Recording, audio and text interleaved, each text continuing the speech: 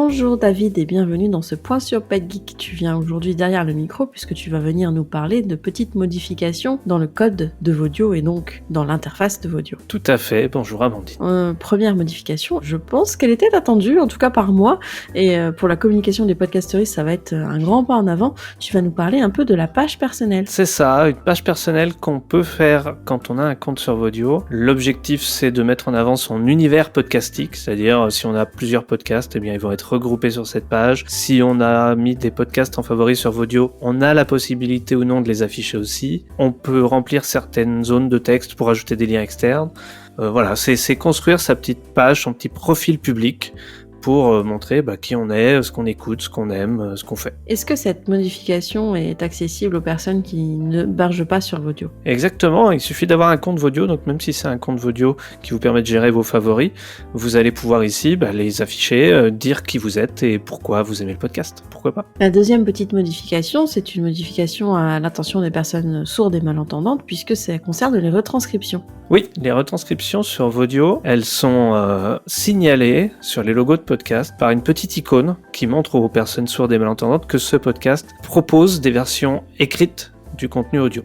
Cette icône, elle est proposée depuis déjà quelques temps sur Vodio. Le problème, c'est que jusqu'ici, elle était proposée s'il y avait au moins une retranscription dans tous les épisodes, et on s'est dit que c'était pas forcément très précis, donc on a modifié un peu ça, on a un peu durci l'accès à cette icône.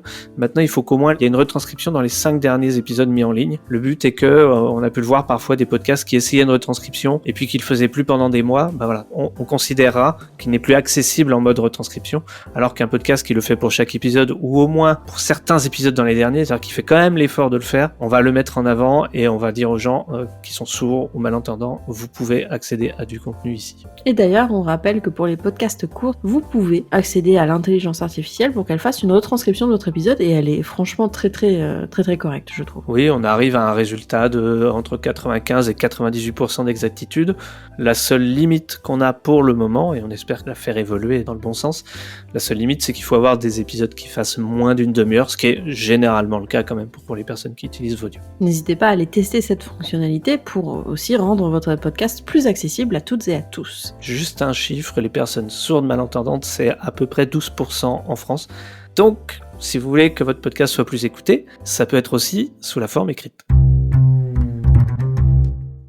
Enfin, la dernière modification, c'est l'intégration d'une FAQ, quelque chose qui va être extrêmement pratique pour les gens qui se posaient des questions sur Vodio. Ça va être pratique pour les gens qui se posaient des questions et pour nous, parce que c'est aussi des questions auxquelles on a l'habitude de répondre par email.